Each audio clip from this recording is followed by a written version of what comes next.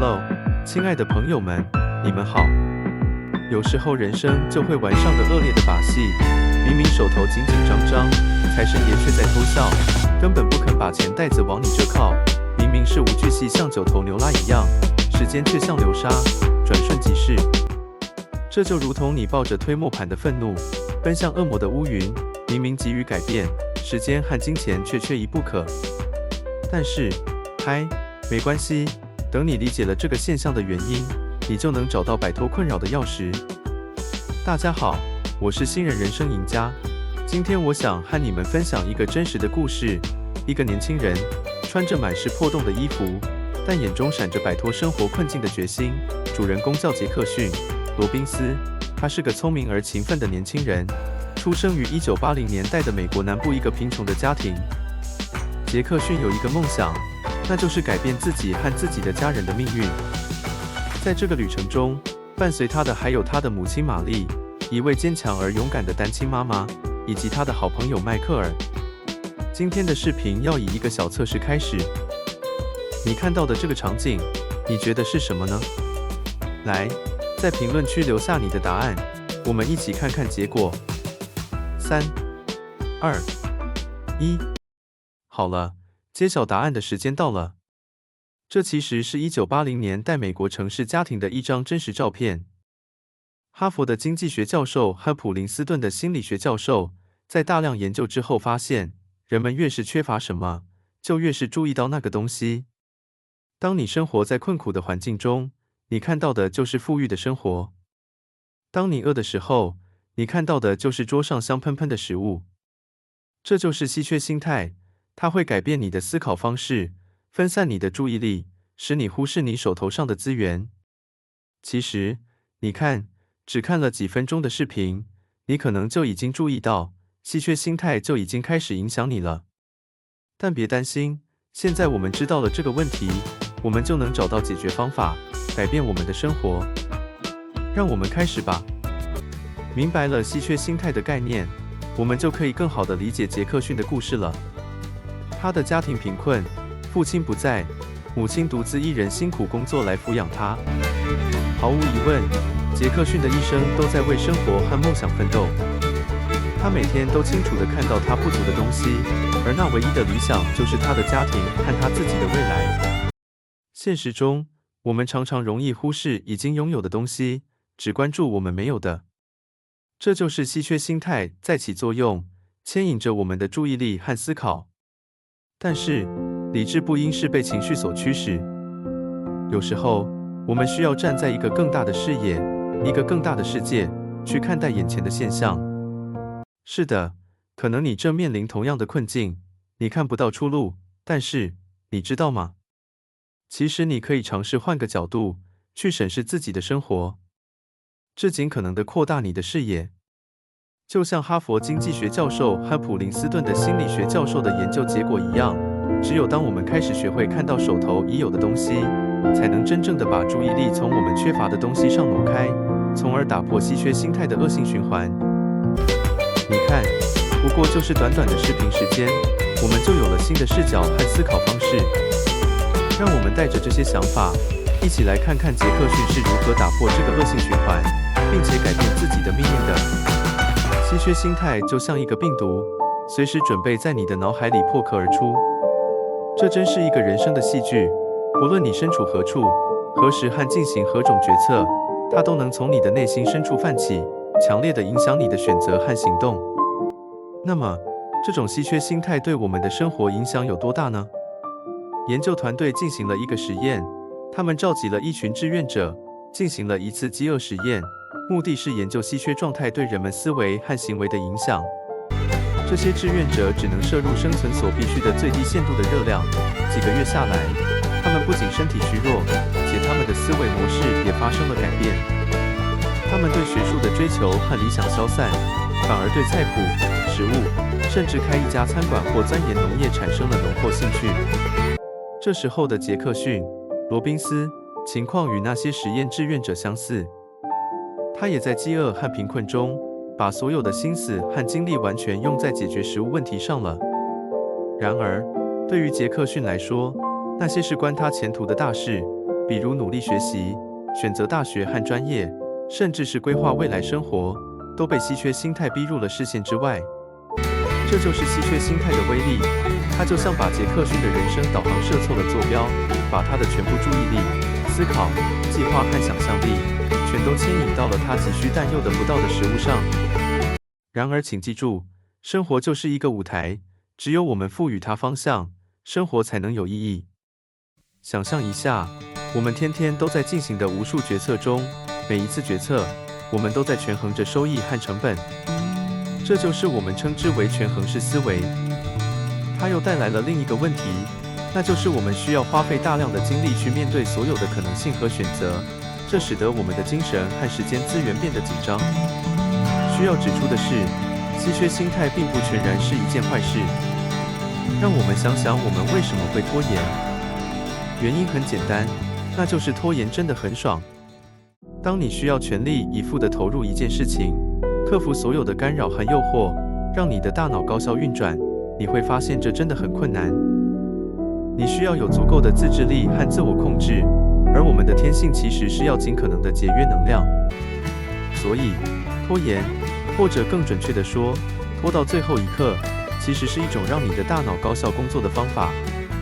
因为在最后关头，你需要将所有的精神和注意力都集中在你要完成的任务上，而且有了时间的压力，你的大脑会更能集中精力，更快地做出决策。总的来说，稀缺心态既有利也有弊。它可以引导我们更好地管理和使用我们的资源，但同时也可能导致我们忽视了其他重要的事情。关键是明白，我们每个人都有能力控制和利用这个心态，让它为我们服务。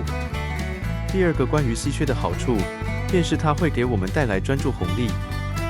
杰克逊在20岁那年，意识到他在乡村的生活看不到希望。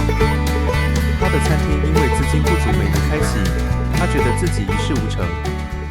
他想，是时候改变了。阳光斜照进破旧的小屋，显出尘土和历史的痕迹。在这光线里，你能看到杰克逊和家人的困苦，但他们坚强，相互依赖。杰克逊决定去城市。杰克逊开始过上了劳碌和充实的生活。他一边打工挣钱，一边利用有限的教育资源去学习。他坚信，唯有通过教育，他才能听到另一种世界的声音，他才能真正的改变自己的命运。是的，这样的生活一晃就是几年。当90年代到来，他已经不再是一个乡村小伙，而是有丰富学识的都市人。那么如何应对稀缺对我们的影响呢？杰克逊的做法就是利用好余闲。余闲非常重要，它让我们有时间冷静思考，制定计划并反思。有了足够的余闲，我们就能避开权衡式思维，面对稀缺带来的挑战有备无患。20世纪90年代初，城市中的商业和科技公司蓬勃发展，物流需求也随之急剧增加。杰克逊有幸找到了一份在批发公司的工作，负责将货物准时送达。他不仅按时送货，甚至还会主动帮忙将货品摆放好，这是他平日工作中的一部分。稀缺给杰克逊带来的好处是，它使他专注于任务，让他能全力以赴，避免外界干扰。这就是我们所说的专注红利。稀缺的状态使杰克逊的对工作非常的投入，让他的工作效率大幅提升，也使他的收入有了明显的增长。然而，专注也让杰克逊付出了代价。他的世界变得狭小，除了货物、货车、货架，似乎他的眼里无法再容纳其他。这就是稀缺对人的影响，一种被称为管窥之见的现象。你的视线只被任务所吸引，忽视了所有其他的事物。这当然是危险的。杰克逊面临的危险很快就到来了。一天，买家告诉杰克逊，今天的货你不用送到我这里来，你直接送到一个大客户 Thomas 那里去。货物送到后， Thomas 对杰克逊的服务非常满意，主动提出下次直接从他这里进货，不经过原来的买家，这样可以剩下一大笔钱，利润双方分配。当时，杰克逊注意力集中在搬货，不假思索就同意了大卖家的建议。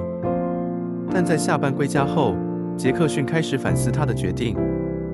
他意识到他忽视了诚信的重要性，在接受大买家的建议时，他没有做足够的思考和考虑。事情发展成这样，他觉得非常抱歉。所以，第二天，杰克逊感谢了大买家的好意，但婉言拒绝了他的提议。这个决定为他赢得了业界的尊重和赞赏。我们需要理解的是，在我们处于稀缺状态时，我们往往会对注意力和思考有所偏斜，而在有足够的余闲时，才能帮助我们在种种选择中做出最好的决策。杰克逊的故事教会我们，有时停下来，做一些深度思考，会对我们的生活产生深远的影响。亲爱的听众们，频宽是我们处理资讯、做出决策、自我控制的能力的总和。那么，当我们关注某个事物时，我们的频宽就可能被耗尽。这就是为什么我们有时会忽略掉其他事情。让我们看看孤独者的例子。孤独者是对社交资源有着稀缺感知的一群人。研究发现，他们在许多社交技能上并无明显的差距，但他们对于人与人之间互动的细节特别敏感，他们更善于察觉和理解他人的情感。但这种敏锐有时会得不偿失。过度关注会让他们深陷在解读，甚至过度解读他人的言行中。这样，其实反过来让其他人觉得不适，可能甚至让他们失去那些原本可以成为朋友的人。所以，我们要学会调整心态，尤其是对于那些经常处于孤独状态的人。我们要试着放轻松，对他人的行为和言辞不要过度解读，也同样要对那些在我们身边感到孤独的人多一些理解和包容。换个角度看，这也指明了为什么越失眠的人越容易失眠。对于失眠者来说，短的睡眠时间就是他们感受到的稀缺。他们会过度关注自己的睡眠时间，变得焦虑，而焦虑又反过来使他们更难入睡。当我们意识到这一点，就可以主动地进行思维转变。我们可以通过听音乐、看书等方式，将注意力从稀缺的事物上转移开。当我们的心态放松下来，我们就可能渐渐进入睡眠了。那么，我们如何更好地管理我们的频宽呢？我们已经知道，我们的决策、自我控制、计划、思考和创新等诸多高级认知能力，都依赖于我们的频宽。因此，当我们在制定计划和规划的时候，我们需要将频宽考虑进去。这也就是说，我们需要合理地分配我们的有限的信息处理能力。有些人可能会在他们的计划中塞满了旅游、运动、减肥、护肤等各种事项。然而，这些事项都需要消耗我们的频宽，所以，我们应该将有限的频宽投入到最重要的事情上面。比如说，现在你的主要目标是赚钱，那么你就应该将你的频宽主要用在这件事情上，而不是旅游或者消费上。另一个管理频宽的好方法，就是主动减少频宽的占用。比如说，即使你已经熟悉了回家的路，但是你还是可以开导航。这样你就不用花心思去思考路况和方向，你的频宽就可以被释放出来。拿威尔·史密斯在电影《当幸福来敲门》中演那个叫克里斯·加德纳的角色来说吧。如果他现在是一名快递员，那可忙得就像个热锅上的蚂蚁，外卖任务永无休止，赶得他满头大汗。这么下去，他指望去当股票经纪人，那电影可得从当幸福来敲门变成捉鬼敢死队了。那么，让我们来看看杰克逊是如何把他的命运的齿轮转向成功的。在城市商业区的快速发展中，杰克逊发现了一个千载难逢的机会。他创建了自己的货运公司，赢得了市场的认可。他的朋友迈克尔也加入了他的公司。凭借他们的敬业精神、冒险家个性和创新思维，杰克逊把公司带向了新的高度，最后成了在全美名声大噪的货运大佬。哎呀，我猜现在肯定有一大堆年轻人听着，心里头跟着我一样，嗡嗡嗡的，都想着代表月亮消灭所有邪恶势力，争光加壮，甚至在30岁之前把钱搞成电话号码，心里那个劲儿我给满分。但是呢，问题来了，你心那么急，端着望远镜看着那些重要但是没那么火燎燎需要马上做的事情，闹心不闹心啊？哎，你可别一直盯着那些火烧眉毛的事，到头来反倒把那些不急但真金白银的好事给忘了。比如说，泡一下书还学习一下。长此以往，未来的你可是会因为没有那些说明你领先的技能而后悔莫及哦。还有啊，在你的小脑袋瓜里，总觉得有些事儿以后再干也不迟，等那天一阵风似的到来，却发现那个以后永远也不会到来。这就是所谓的稀缺心态，害人不浅呢。好了，我们现在放松一下，想想今天应该怎么度过，或者想想在通勤的过程中，你可以做些什么，或者想想今天剩下的时间你应该如何安排。今天主要在聊的是，你是否已经陷入了一个忙什么都不成，但就是愣怕闲的回圈模式。希望这段视频就像一杯老师给你倒的冷冰冰的现实果汁，让你清醒地认识到，你的人生是一辆你自己开的车。如果你总是守着急切的肚子，只关注眼前的路况，不去关心车辆的状况和油箱的油量，那这辆车奔跑的远迹可想而知。所以，让我们放下手机，让焦虑老师坐在后座，好好把握方向盘，不被眼前的红绿灯和刺眼的倒车镜分散注意力，正确管理我们的行驶频宽就绝对没问题。怎么样，我的小伙伴们，我们的真人快打人生赛道准备怎么开？